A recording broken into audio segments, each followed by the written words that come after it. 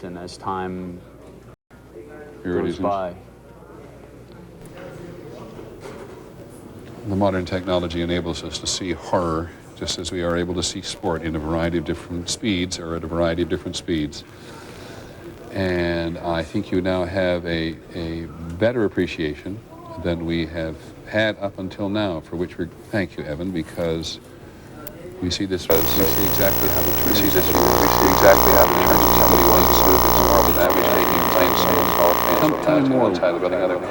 Tell me more for you today. What it's been like for you today as It's numbing. It's numbing. It's like being in the fourth dimension. It's not even New York City where it's Nothing happening. is normal. People are just walking in a daze up and down the streets. People are just walking in a daze up and down the Nobody knows where to streets. go. I just feel Nobody knows where to go. I just feel kind of anxious buzz. this nervous, anxious buzz. And still unfathomable. Trinity Still Church, one unfathomable. of the oldest Episcopal churches certainly in this part of the world, the oldest in the city, on the edge of Wall Street there. Was it being used for people come to it for any subsequent occasion? It was being. We were only shooting a. We were only shooting a fourth floor kind of a teleconference up in the fourth floor TV all sitting in studio. the studio about We an hour were before all sitting in the studio about an hour before our hour.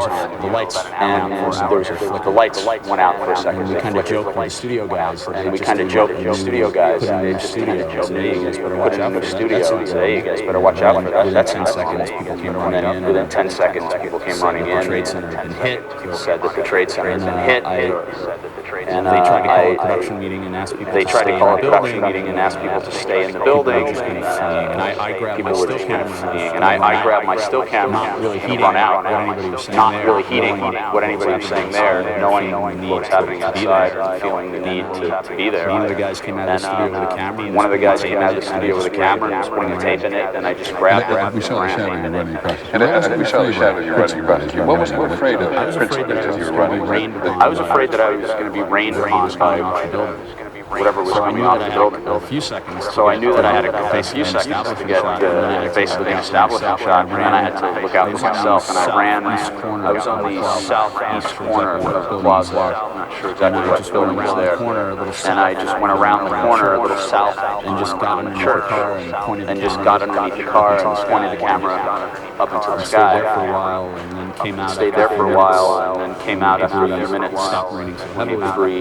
And stopped raining so heavily. And I went around the corner, was pulled under an overhang by a couple of Port Authority to whom I police. immediately mentioned what I had shot. To whom I immediately mentioned what I had shot. And they just grabbed me and wished me down. And they just grabbed me and wished me down into Port Authority headquarters.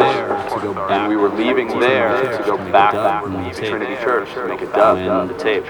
Suddenly Suddenly Tower 2, the top collapsed. Tower 2, just the top collapsed. And I just looked up and saw from basically 2 blocks away this reverse mushroom cloud coming down at me. I've seen shots of the collapse. I've seen shots of the collapse from far away, and I just can't believe that I was actually there. I had to dive underneath. I had to dive underneath. I ran backwards with the camera, just pointed behind me and saw away from the scene, and saw that clouds I've heard about clouds enveloping people and I just dove under the biggest emergency response. I just dove under the biggest emergency response vehicle that I could see. 30 seconds. Stayed there for about 30 seconds.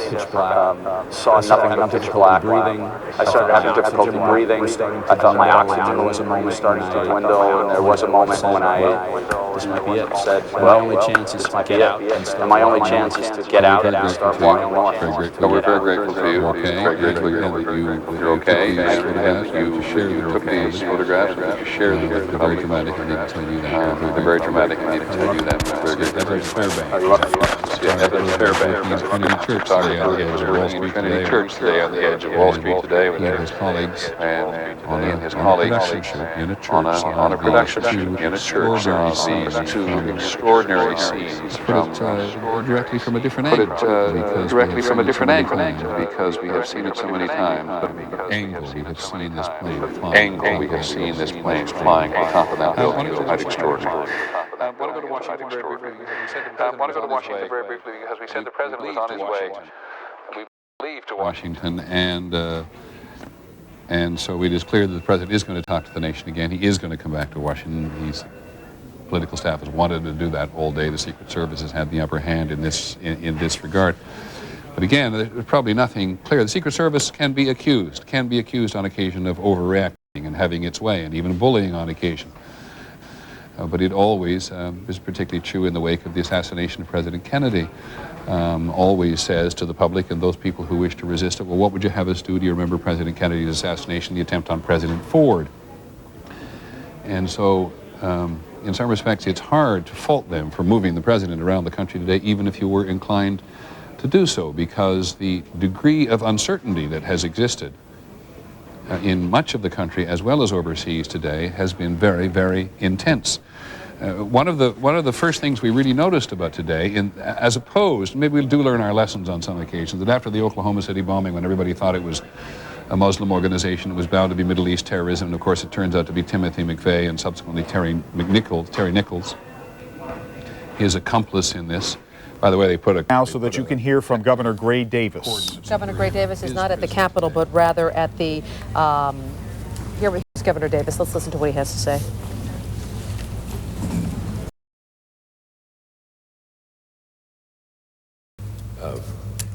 I have, as you know, lowered the state flag, and I want to urge all Californians to be calm, if they can, to spend this day with their family, and above all else, to say a prayer for the many victims of this dastardly act with their families, and committed to that end, New York on this very and difficult day, we're going to establish, it should be open shortly, a grief counselor hotline for you. We're going to give you that number so that if you have any questions about how to talk to your children about this, or how to cope with some of the images you've seen, we're going to have a hotline with some experts on board to help you try to cope with that. That's going to come shortly. We'll give you the number as soon as we've established the line. Something other important that's...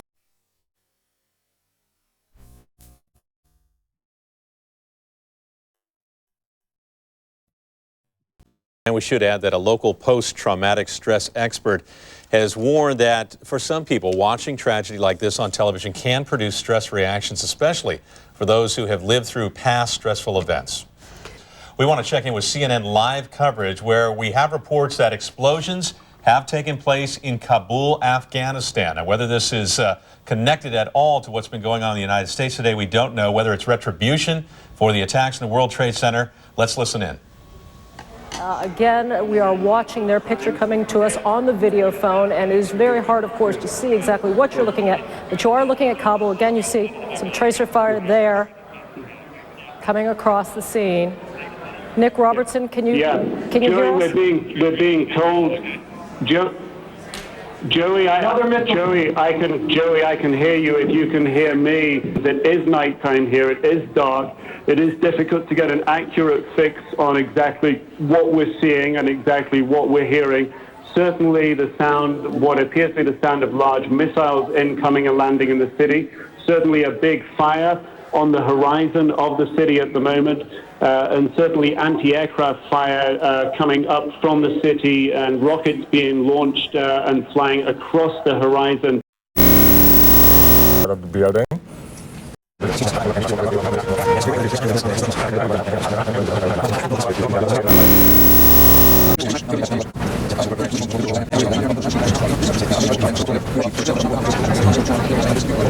Broadway shows closed. Thousands of New Yorkers have responded already to the call for blood donations. The American Red Cross is one place accepting blood donations. 1,700 National Guardsmen have been deployed to New York City to back up police, fire, and other city resources. Those are among the facts as we go to the half-hour mark. Now, at the half-hour mark, this half hour, on many of these stations, we will come forward with the CBS Evening News. President Bush is on his way back to Washington, intends to address the American people tonight. Secretary of Defense Donald Rumsfeld will be briefing at the Pentagon. As for what's happening in Kabul, Afghanistan, unclear, but a high-ranking U.S. official has told CBS News he does not, I repeat, not believe there's been any U.S. missile attack on Kabul, Afghanistan, as has been reported by at least one other news organization. There were some explosions in Kabul, and while one reporter on scene said that it was a missile attack, I repeat that one high-ranking U.S. official says he does not believe that that is the case. Now, Our CBS News coverage from our worldwide resources will continue in a moment with a special edition of the CBS Evening News, which will be part of our continuing coverage of the attack on America. Sandy, that was just excellent.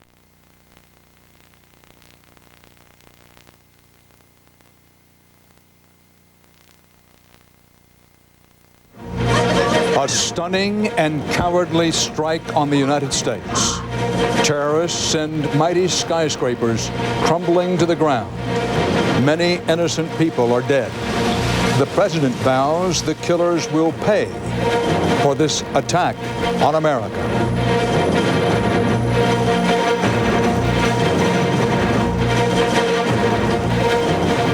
September 11th, 2001. You will remember this day as long as you live. September 11th, 2001. You will remember this day as long as you live. Good evening again. This is CBS News continuing coverage of the attack on America.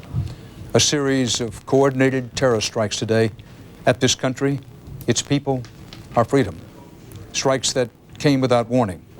4 U.S. commercial jetliners were hijacked. 2 crashed into the World Trade Center here in New York City and sent the giant twin towers filled with workers crumbling to the ground. A 3rd hijacked airliner slammed into the seat of American military power, the Pentagon. The 4th hijacked airliner, target unknown, but possibly a target intended in or near Washington, went down in southwestern Pennsylvania. Here's what's happening at this hour. As the evening goes on and night begins to fall in New York and Washington, brave rescue workers are searching desperately for victims in the rubble of the World Trade Center towers and a 3rd building around the World Trade Center that also collapsed. 50,000 people generally work in the World Trade Center. A count of the dead still a long way off. Emergency operations are also continuing at the scene of the crisis at the Pentagon in Pennsylvania. There were well over 250 people on the 4 crashed planes. In contrast to the chaos on the ground, the skies are eerily quiet because the FAA has grounded all civilian aircraft at least until noon tomorrow. There is unprecedented security around the leadership of the U.S. government. President George W. Bush will address the nation from Washington, we're now told, at 9 Eastern Time this evening. And that will be roughly 2.5 hours from now, the president will address the nation. The president has put the U.S. military on high alert worldwide. President Bush vowed that the United States will find and punish whoever's behind what he described as, quote, these cowardly acts. Early speculation, underscore the word speculation, centers on Osama bin Laden. We have mobilized the full resources of CBS News to bring you clear, accurate coverage of this day that will live in infamy. CBS News correspondents and producers are deployed throughout the country and around the world. We began here in New York City, ground zero for the attack on America. This day's horrific events began with the familiar turbine whine of jet engines over New York City, but this Boeing 767 was too low and not in the regular flight pattern. It was aimed straight for the massive twin towers of the World Trade Center. And then the building that was hit second by 1 aircraft, that would be American Flight 11. Now look at the plane coming in the middle. Oh, what a picture.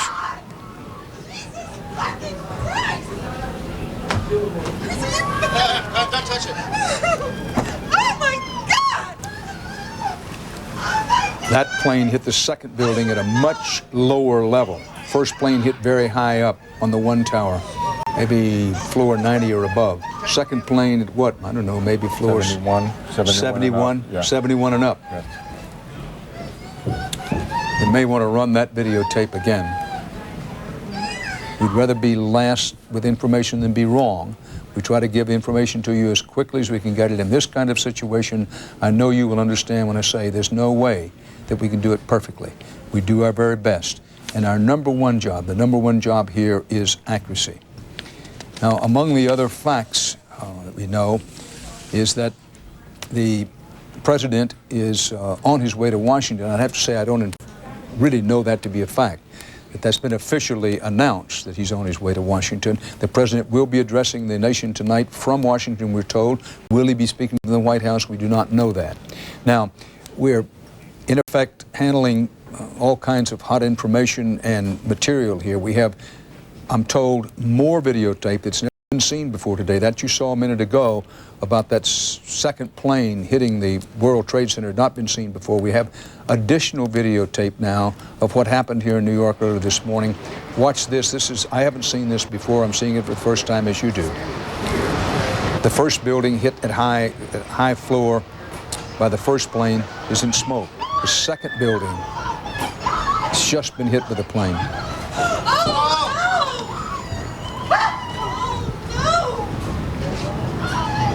The whole building's gone. I beg your pardon. It was the collapse of the first tower. Now let's go over this videotape we've not seen before. The tower that was hit by the first plane is still standing. It won't be for long. Remember, this all happened this morning between 9 and 11 a.m. In the second building, now you saw, we'll show these videotapes to you in sequence. First, you have the videotape of the plane coming, and it was coming at pretty high speed, much greater speed than the first plane that hit. We have videotape showing the building hit, and then this second videotape taken from some distance of the first of the towers to collapse. Perhaps we can re-rack that videotape at some point. Strange, eerie. I used the word, if it is a word, Dantesque earlier in the day, how in a flame going up and great billows of smoke going upward, they came downward into and toward the earth itself. But that's because the building collapsed. Now, this is the collapse, the first of the towers to collapse. We just secured this video.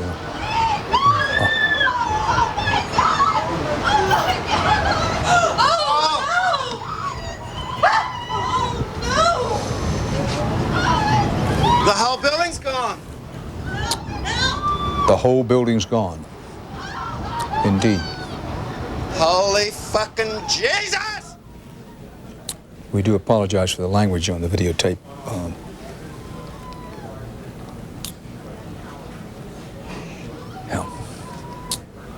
One can understand people seeing this incredible sight.